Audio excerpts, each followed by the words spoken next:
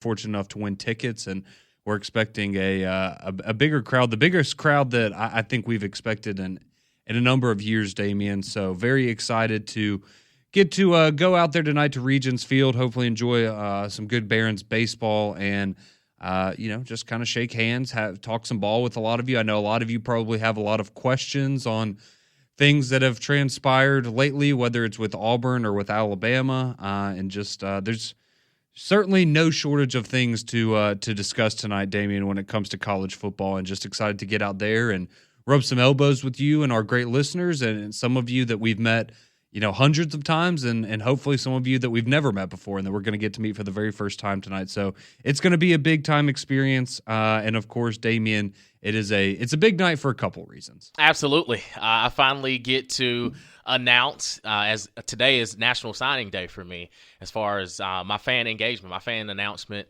and what team will be representing. I will be representing this fall.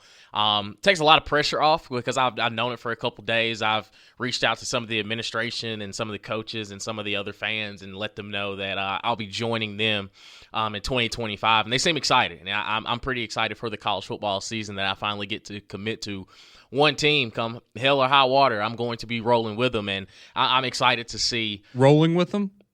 It could be a play on words. Who knows? Oh, okay. I'll save that for later on today. But I'll be decked out in my fandom and my team today at the Jocks kickoff party tonight. So I can't wait.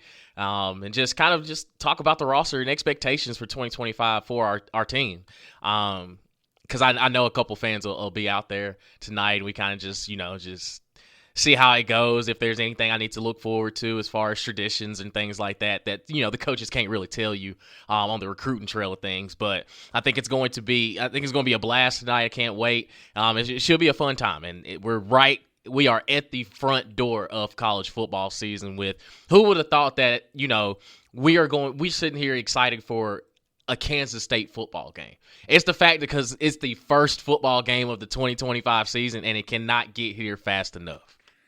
No, you're absolutely right. And it's a top 25 matchup that you're going to have to get things kicked off. And yeah, it might be in the the Big 12 with Kansas State and Iowa State. But it's good quality football. You get to watch a Kansas team that, I don't know how many people listening have watched a lot of Kansas football the last couple years, but they're a fun team to watch, man. Jalen Daniels, he's got some juice to him, and they're going up and coming off, honestly, what was a disappointing season for them last year. If you remember, they, had that kind of tear in the middle of the season where they were just knocking off ranked teams left and right in the Big 12 and causing chaos there in that conference. But you're going to get to see them taking on Fresno State. You're going to get to watch Hawaii and Stanford. So we've got a lot to look forward to this weekend. And of course, we all know though that the main entree is 8 days from now, or 9 days from now, considering or depending on who you root for, because that is when you'll have Auburn versus Baylor. That game's 8 days away now, and Alabama versus Florida State is 9 days away. So yeah, can't wait to see all of you tonight. Know a lot of you are going to be out there because you won tickets and you were listening to the show diligently over the last few weeks. So congratulations, and we appreciate all of your support. And tonight is about college football, and it's about the listeners and giving back to y'all, because we could not do this each and every day without y'all, and we appreciate you very, very much. And we're all just excited that it's college football season. So we'll see if things get as chippy in person as they do on the text line, because things have been getting extra chippy as of late, but that's to be expected. But we do have a lot of college football talk to get to, of course. We did get to hear a little bit from some of the coaches yesterday, notably Kane Womack there for Alabama, and some of the interesting comments he had to say about the Alabama defense. But Auburn continues, Damian, they continue to find ways to steal the headlines and be the talk of the town, at least in this state, as it comes to college football. So no, they did not claim more national championships overnight. They're still just at 9. But I did see some lovely pictures, by the way, from inside of Jordan-Hare, where they have already put them up. So if you're going to an Auburn game this year, you will be able to see all of the new additions to the conference championships and the national championships in terms of the years that they have put on the inside there of Jordan-Hare. So they've already gotten that all taken care of. But something that we had talked about, because we've seen, I know Tennessee's done this, I think South Carolina has maybe jumped on board with this as well. There's been a couple of schools that have done this. And our question was always, will Auburn or Alabama, how long will it take for one of them to jump on board with this? And the answer is yesterday, if you're Auburn. And if you don't know what I'm talking about, that is that Auburn has announced a partnership with Yellowwood. Shocker, with Yellowwood. And it is now going to be a 5-year deal that's going to feature on-the-field sponsorships for Yellowwood. And so it's also going to feature the honoring of one Pat Dye. So it's actually very cool. So you're going to have it between the 20 and the 30-yard lines on the field there at Jordan-Hare. And it's going to say Pat Dye Field, and then it's going to have the Yellowwood corporate logo on it. And that's going to be what the graphic is that you see on the field. I've been told that this is a 5-year deal as it stands right now for Auburn that is in the 8-figure range. So, I mean, that's, a $10 million deal is a little different than a $99 million deal just in terms of the spectrum of what this could be. But I think it's safe to say that this is absolutely going to make a big impact for Auburn and help offset some of the, now with the House settlement, having the $20.5 million in revenue sharing that you distribute each and every year to your athletes. This will certainly help foot the bill for a lot of that, Damian. And I mean, again, you're going to see more programs continue to do this. I'm sure Alabama will follow suit at some point, but schools are looking for any way they can to put a little extra money in their pocket, and doing it in this way where you not only get to collaborate with a company in Yellowwood, who obviously Jimmy Rain is very familiar with the Auburn program, but you also get an opportunity to honor the legendary Pat Dye at the same time. So seems like a opportunity you didn't really want to pass up if you're Auburn. Yeah, and like you said, I mean, when it comes down to as much money that is being moved around in college sports, to your point, it has to come to a decision like this where, hey, if the check is clearing, we got to do what we got to do. And I know a lot of people, I saw a little bit of kind of some pushback last night on social media of, like what happened to the game I love when it comes to college football and stuff. And it's just like, man, when it comes down to it, if it don't make dollars, it don't make sense. And that's all it comes down to. So, yeah, for Auburn to find a way to maintain these rosters, to keep the athletic fund afloat, you got to make some decisions that may not be the most popular. But I do think that when it all said and done, the field dimensions are still the same. The players are still going to be great. They are. They're still going to go out there and play. I could care less what is on the field, except for a good 11 on 11. That's all I need to see, because all the other stuff doesn't really matter. The field, it's still going to be, still going to be 10 yards to get to a first down, no matter if there's a Yellowwood sign or sticker on the sidelines or not. But it's perfectly fine, and I think that, like you said, when it comes down to this money situation, you got to find a way to be creative and also be represented. So it is what it is, and welcome to the new age of college football. I was about to say, we don't have to enjoy it, but it is what it is, and it's a reality for a lot of these programs moving forward, and even programs like, in Auburn or, maybe potentially Alabama in the future, where, you look at them, and I think we understand, right? They're not Texas or Texas A&M in terms of their financial resources, but they're certainly much more in the boat of the haves than the have-nots in this new era of football, and they're still interested in these kinds of opportunities because every little bit counts at this point. So certainly big news there for Auburn if you are the kind of person that's interested in the exact dimensions.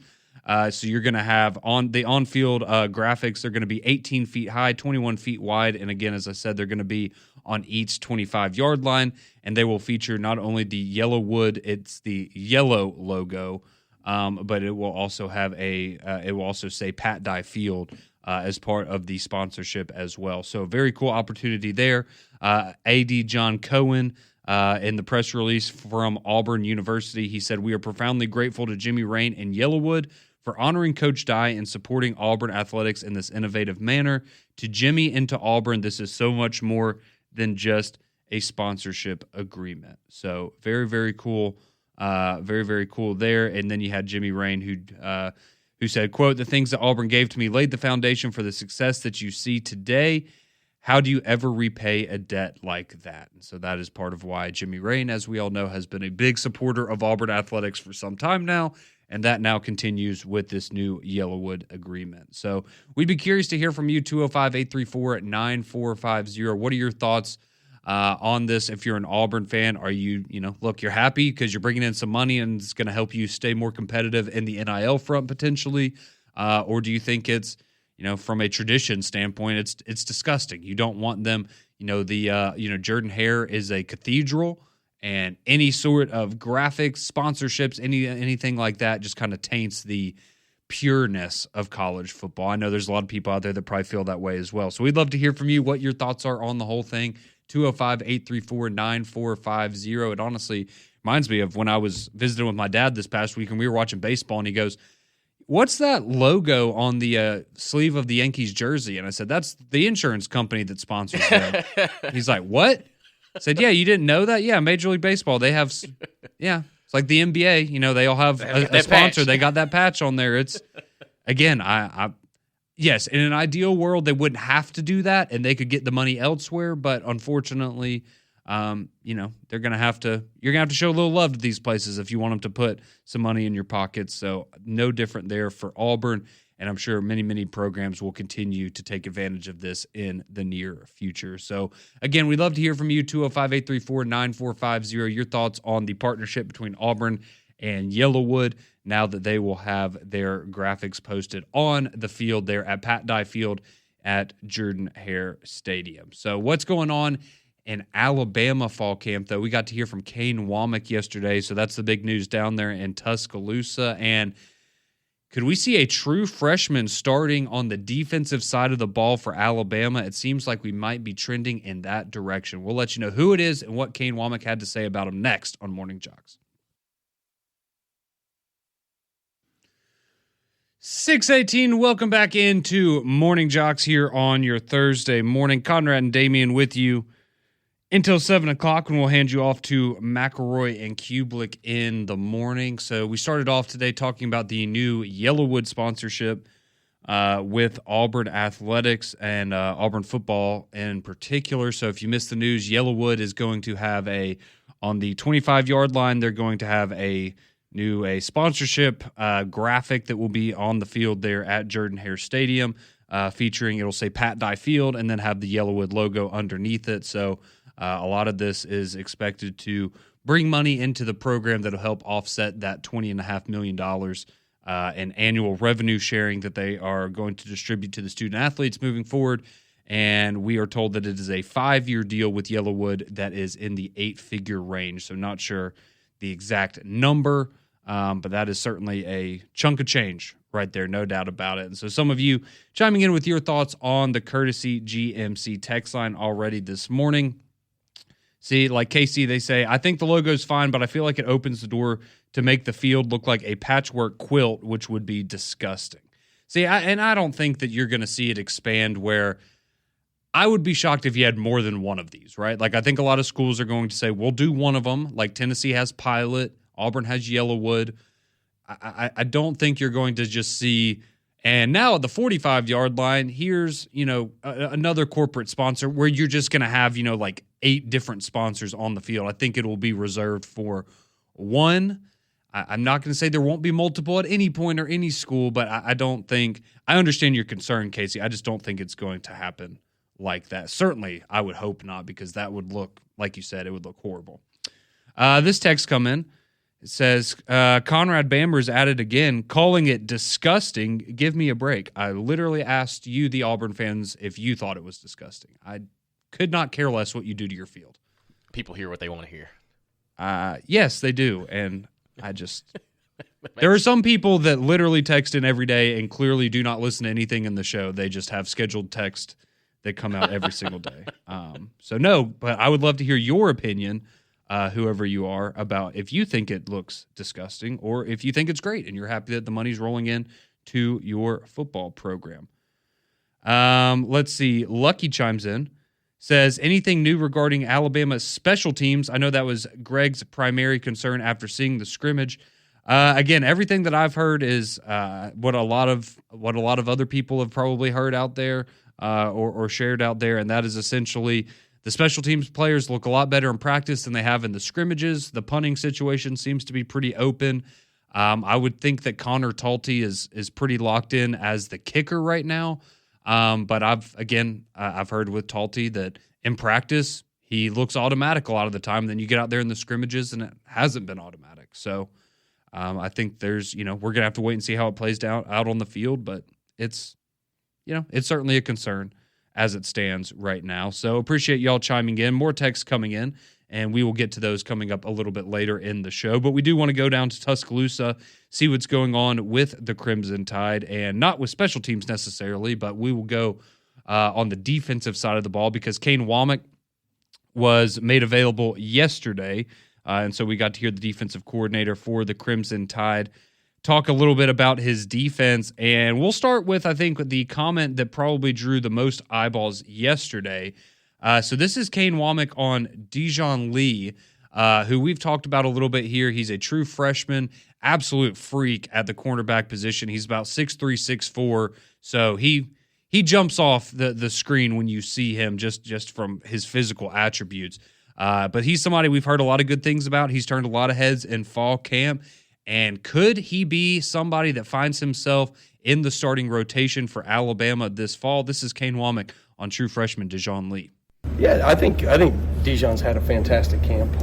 I think, obviously with Damani's been kind of coming back from off season. He didn't go through spring. He was very limited in the summertime, and so we just tried to kind of get him back the right way.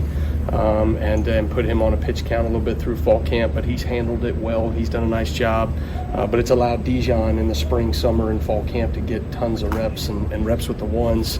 To me, with two very experienced corners that we have on this roster, we feel like Dijon can go right in. You know what I mean? So credit to him, the way that he's playing right now. I see him as a starter in our defense, so really impressive. It's 2 years in a row, right? We've had a young freshman that Mo Lindquist has done a tremendous job of developing that guy into being a starter-level player for us. And so excited for Dijon and what that does for our defense.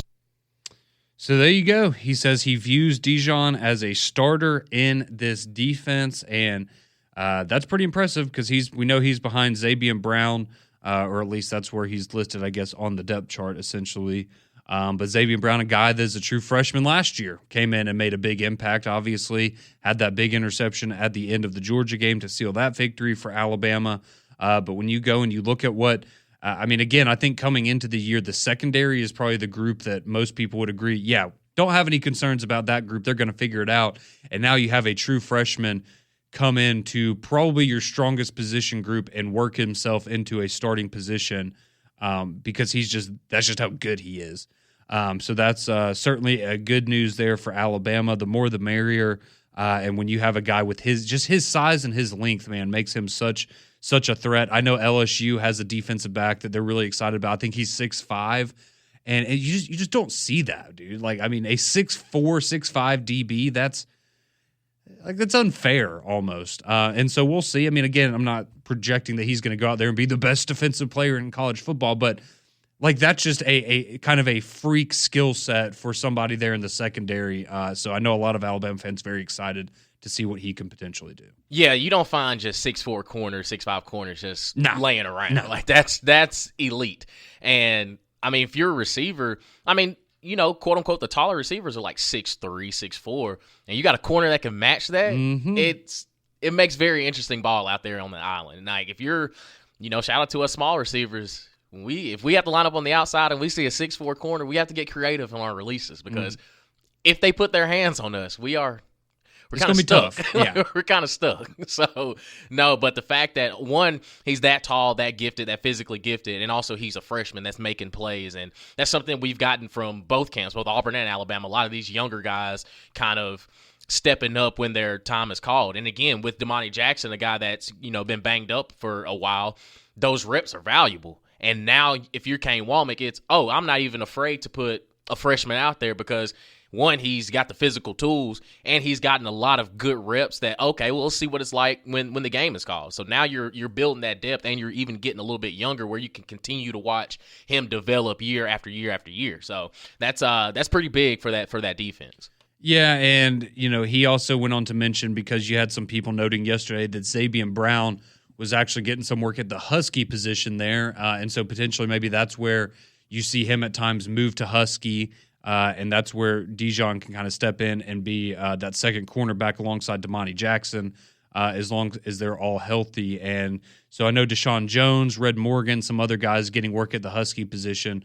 And I think that kind of being viewed as maybe their spot. But now you just wonder, when you want to have the best guys on the field, right? And so if that means you got to mix and shuffle some things around, that's certainly the case. And I know Kane Womack briefly touched on that yesterday, just kind of saying, hey, yeah, we just, we like to get guys work at different positions just to kind of see what we have to handle. And, he was also asked about, what is the, philosophy, I guess, in terms of getting the best players on the field versus maybe having, the most experienced guys at specific positions. And do you sometimes just say, hey, we just got to put the best guys out there and kind of let them figure it out for themselves a little bit. So going to be very interesting to see how it shakes out in this secondary, but obviously a lot of potential there for Alabama, and especially with Dijon Lee, the freshman, getting a lot of buzz. And as you heard Kane Womack say, he is working himself into being a starter on this defense. Well, how about some of the guys up front defensively for Alabama? Let's hear from Kane Womack. This is a guy that's been hurt for most of fall camp, but James Smith back out on the field. What has Kane Womack seen from James Smith, and what does he bring to that defensive line group? James is doing a really nice job. Was dinged up there for a couple of days and has come back nicely, has kind of hit all of the markers he needed to hit. We got him, back out on the field the other day, and he looked fresh legs, and is he's such a havoc style player, right? He can create and generate a lot of havoc in the backfield, which is something I'm excited about, and how we're going to utilize him in that role. So there you go. Excited about what James Smith can bring, and seems like he's already making a bit of an impact since being back on the field. And, if you've been following fall camp for Alabama, I think it's safe to say that the defensive line at times has been, less than stellar, or maybe not up to the standard of what you would hope if you're an Alabama fan. And so getting James Smith back is a guy that can contribute, certainly is good news. The last thing I did want to share is a couple of guys. So you have Keon Keeley and you also have Kelby Collins. So we know Keon Keeley, he's now in his third year in the program. Kelby Collins transferred over from Florida.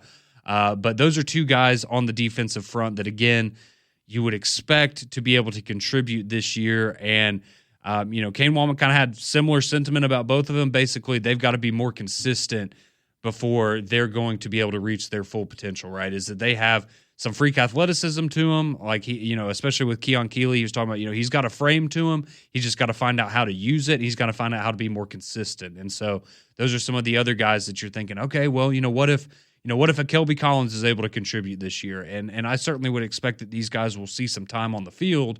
It's just, can you take what you've been doing in fall camp, continue to apply it throughout the season, and be more consistent in those areas that they need you to be consistent? So that's the latest from Kane Womack there on the defense. But the big news about Dijon Lee, the true freshman, potentially finding himself in the starting lineup now for Alabama, as he's had a really, really, really impressive fall camp. So how about from the Alabama defense to the defense that they will face next week?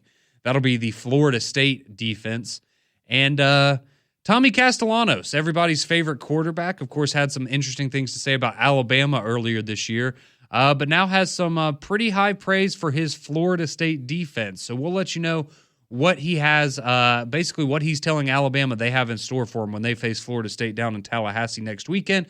We've got a quarterback battle in the SEC that's going to spill over into the start of the season. So a lot left to get to as we fill you in on everything else going on around the world of college football. That's all coming up next on the Thursday edition of Morning JOX.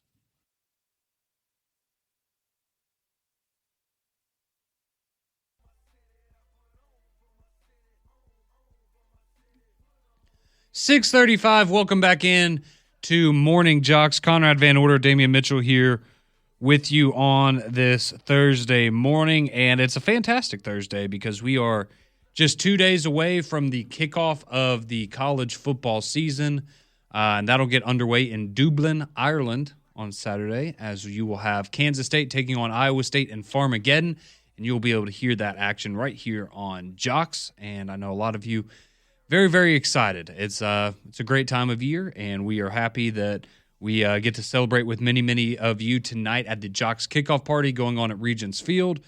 Fortunately, a lot of you able to win tickets to this year's event, so can't wait to get to shake your hand, get to say hey, and meet a lot of you for the first time, meet a lot of you for the 100th time. But whether it's the first or the 100th time that we met you, can't wait to talk a little college football with you because we really do appreciate everything that our wonderful listeners do for us each and every day right here on Jocks. So we've had a lot of college football stuff to get to today. If you're just now joining the program, Auburn and Yellowwood announced their partnership, a 5-year deal worth somewhere in the 8-figure range that is going to see Yellowwood putting a sponsorship logo on the field on the 25-yard lines of Jordan-Hare Stadium, and they're also honoring Pat Dye with a Pat Dye Field logo that'll be alongside the Yellowwood logo for Auburn University, and that'll be going on for the next 5 years, and a lot of that money going to come into the Auburn program to help offset the $20.5 million in revenue sharing that they will now be distributing each and every year to their student athletes, just like other programs across the country. And then for Alabama, we had Kane Womack, the defensive coordinator, speaking with the media, and the big takeaway from him is that Dijon Lee continues to really turn heads as a true freshman and has seemingly worked himself into the starting rotation one way or another for the Alabama defense because he has been just really, really impressive all through spring, summer, and now fall camp as we are a little over a week away from them opening the season. But I told you before the break that you have Thomas Castellanos, who, if you are unfamiliar with who that is, he's the Florida State quarterback, and he is the one who was, had some things to say about Alabama earlier in the summer, just taking a couple jabs, trying to fire up his team about the season opening game there in Tallahassee. But now we have him talking about the defense, and not necessarily the Alabama defense directly, but listen to Florida State quarterback Tommy Castellanos when he tells you who the most difficult defense that he thinks he will face all year is going to be. Oh yeah, I think Coach White and our defense is the hardest defense I'll see all year. Just schematically and stuff like that, what they do. It's hard to be back there and a lot of moving parts on their end, but it's helped me a lot and helped me be better and helped me progress as a quarterback and as a player and when to, just take the check down or when to just eat it or throw it away and stuff like that and when the play is over. So I think seeing them every day for the last 3 weeks has helped me a lot and progress as a quarterback. So there you go, the Florida State quarterback, not too worried about the Alabama defense because he faces the best defense in the country in his eyes, or at least the best one on his schedule in practice each and every day. So again, it's not a big deal, but it is, again, just one of those things that he's had himself a productive offseason when it comes to talking. And it's just interesting that we're still getting, subtle jabs here and there. I don't think he's intentionally calling out anybody on the Alabama defense, but I do think he's letting them know, we're not worried about the Alabama defense because we're facing the FSU defense in practice every day. Meanwhile, if you've seen some of the videos that have come out of Florida State's practice, particularly with the sled work, I would think you would probably enjoy going up against that defense every day. They just caught him on a bad rep, Conrad. That's all it was. They just caught him on a bad rep. It happens during practice, but no, I think Tommy, when I think his sample size is a little small because that's the only defense he's seen. So I think he's just like, oh man, they're getting me on some coverages and they're twisting up front, and it's kind of throwing me off a little bit. Some things I didn't see necessarily in the spring, but he has had a very eventful off season, I will say, because it seems like the microphones or the cameras catch him at just some pretty peculiar situations, and I feel as though he may be one of the few college quarterbacks, maybe him and Diego Pavia, you might need to get a PR team. You got enough money right now that you should look to your left or look to your right and say, hey, what should I say right here? And have almost like a translator of, give some credit to your opponent and say, hey, we're going 1-0 each week. We're thinking of, Alabama's defense is going to be the best defense I see all year because they're the first opponent. That's how you should handle that. And then each week you change it up. But again, he's probably shouting out his teammates of, they've been really killing in their practice. So he's probably sending a warning shot to Ty Simpson like, hey, man, you better make sure your chin strap's buckled when you see our Seminole defense. It's some gamesmanship. That's how I'm looking at it. Yeah. No, I mean, I think you're spot on. Whenever he opens his mouth, we listen. So I just wanted to pass that along to everybody because he's had a lot of very positive things to say about Florida State this offseason.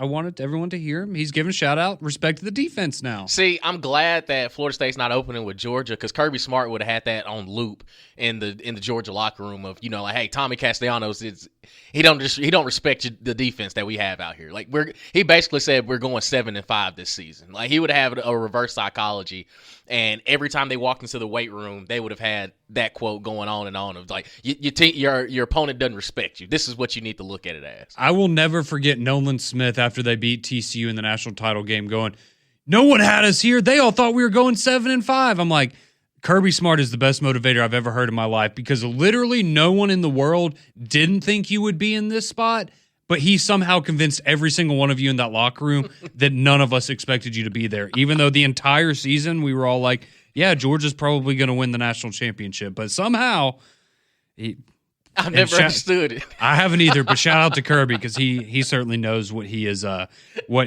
doing there. So how about a little bit of quarterback news in the SEC though? Because we know with Missouri they're replacing Brady Cook, who you got to see in the preseason the other night. But now they have Sam Horn. He is kind of the incumbent, or he is the guy that's stuck around, been a part of the Missouri program for a little while. He also just signed a minor league deal with the Dodgers, but he got drafted in the Major League Baseball draft. Yeah, and he signed his deal. I think it was with the Dodgers. Yeah. Okay. So I do believe his plan is after this season he's going to go play professional baseball, but he wants to play one more season of college football. Real athlete. Yeah, no doubt about it. So you have Sam Horn, who's been a part of the program, and then you have Bo Pribula. Is it Pribula? Have we figured that out yet? I was just probably going to wait till week one and see whatever they say on that's the kind of what I was thinking too. But we'll go with Bo Pribula, the transfer from Penn State. He was the backup to Drew Aller there in Happy Valley. But we've known those two guys have been battling it out. I think a lot of us expected Bo, just him transferring over from Penn State, was going to end up being the guy. But that is not the case right now, as Eli Drinkwitz announced to the team yesterday that the quarterback battle will continue into the season opener against Central Arkansas. So he's going to play both of his quarterbacks and evaluate them once the bullets are flying and live action there against Central Arkansas. So that's just again, we've seen this. This isn't anything new in college football or in the SEC, but anytime it happens, it's I just wonder, if you're a Missouri fan, are you excited because you get to see both guys and it's like, oh, well, maybe they're both, looking really good and we just can't decide between one or the other. But I think a lot of people default to, oh, so we don't really have a quarterback because one of them hasn't separated from the pack in fall camp. So I think there's always that concern that comes with news of this nature. Yeah, and I mean, I'm pretty sure that me and you are both on the same page of when Pribula hit the transfer portal and announced he was going to Missouri, we just kind of assumed, okay, well, he's going to be the day one starter. Yep. And we continue to ask questions of, to Eli Drinkwitz, and he even said it at SEC Media Days that it's a quarterback battle. And it's like, oh, okay, well, that was unexpected. And now he's announced that both these guys are going to play come week one. It's like, oh, so nobody's separated out of that room yet? Like, and again, no shot at Brady Cook, but I didn't think he would be that hard to replace. And I mean that respectfully. I genuinely mean that I thought that, Brady Cook got better, but he also wasn't one of the guys that, when I looked at SEC QB power rankings, that he was near the top. And it's kind of, okay, yeah, as long as you have a serviceable guy, he should just be fine. But to know that we're still going into week one of, yeah, it's still a battle. It's like, oh, okay. It just gives me a little bit of a question mark, which a team I already had question marks going into the season with. And it's like, okay, this Missouri team could probably sneak up and win, have another 10-win season, or they could be 6-6, 7-5. And it was like, okay, well, it's kind of what I expected. Yeah, they're a bit of a tricky one to figure out, but yeah, we'll certainly see how this quarterback situation plays out. Again, their first game against Central Arkansas, both Bo Pribula and Sam Horn are going to get an opportunity to play in that game, and then we will see if one of them is able to separate from the pack. Eli Drinkwitz talking about it yesterday said, quote, "I broke it all down yesterday on the off day. It's remarkable how close it is For me, it's about being a transformational leader at this point and who's going to lean into the team and really get the most out of those guys. And they're going to have to kind of separate themselves from the quarterback battle and really get the most out of the guys they're playing with. So that is Eli Drinkwitz and some of his comments on the quarterback situation there for Missouri. But a lot of you have chimed in this morning on the Courtesy GMC text line, 205-834-9450. What do you think about Auburn and Yellowwood? How excited are you for Alabama and true freshman Dijon Lee? Are you excited to see him potentially be a starter on this defense for the Crimson Tide? And what do you think about Missouri and their quarterback situation? Anything else going on around SEC country? Would love to hear from you as well. 205-834-9450. We'll read your text next on Morning JOX.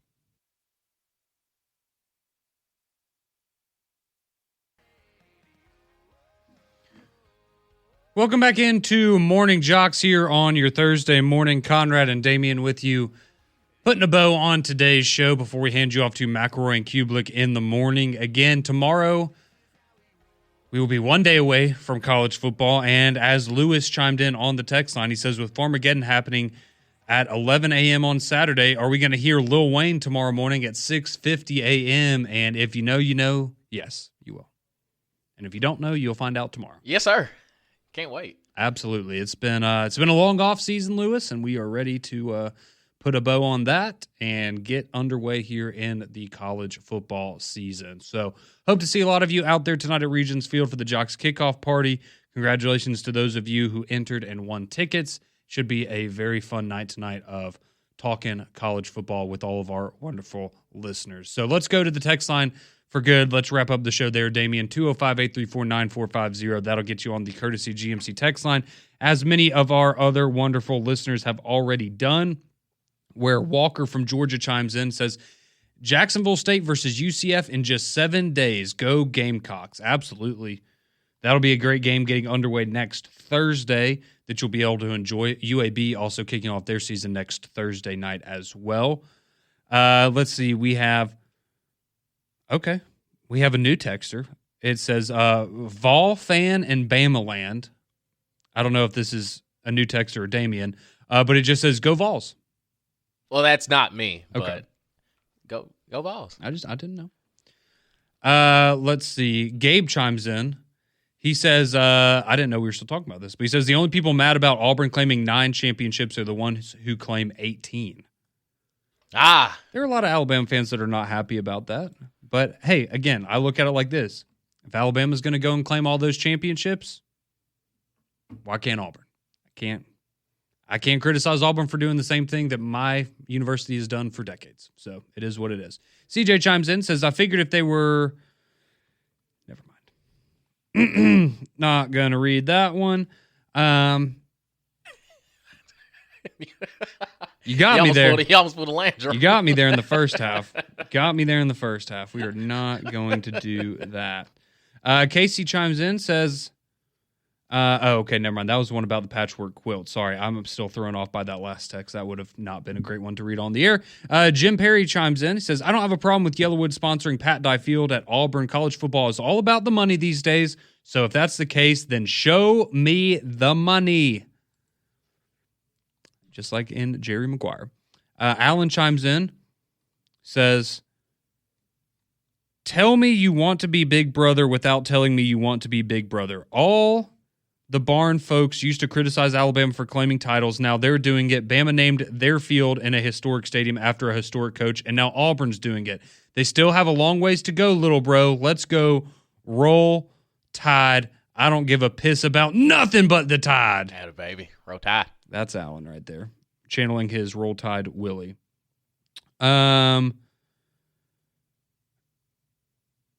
Let's see. Jamie chimes in and says, hey, good morning, guys. Quick note, if Damien was to say the name Alabama today for his fandom, Conrad, you cannot just let him jump off of Tennessee's bandwagon over to Alabama without some sort of initiation or him signing a contract, a fan-to-fan contract where he won't be wishy-washy. He has a tendency to be wishy-washy with his fandom. We don't want that if he's an Alabama fan. Wow. I didn't know I had to sign all that. We'll have something special for you tonight if you ultimately decide to go down the Crimson path, but we'll see. Let's see. Bobby chimes in and says, honestly, I don't see the issue with the logos on the field as long as they don't mess with the school's logo at the 50-yard line. Other than that, don't see it as any different than jersey sponsorships patches we see in all the sports. And we brought that up earlier. Yep. I look at it the same way. Now, again, can we agree that we maybe in an ideal world, those wouldn't exist at all? Sure. But that's not reality anymore, unfortunately. Will chimes in. He says, Moody travels to Gainesville, Georgia to play football tonight. All right. Well, good luck to Moody over there in the state of Georgia. Let's see. Someone says, okay, Alabama should have Nick Saban Field and have it sponsored by Mercedes. Hey. I wouldn't be surprised if you saw something like that down the line, potentially. Sean says, why are we so horrified of playing an unranked team week 1 that had 2 wins last year? I feel like we wouldn't be this concerned if we hadn't lost to Oklahoma last year. I'm not even counting Vanderbilt because they actually turned out to be pretty good. Ain't nobody scared. I'm not worried about that. We ain't worried about them. Someone says, Tommy's sample size is not the only thing that's small. He's not the tallest guy in the world. Appreciate you joining us. We're back tomorrow at 6 a.m. McElroy and Kublik in the morning. They're next.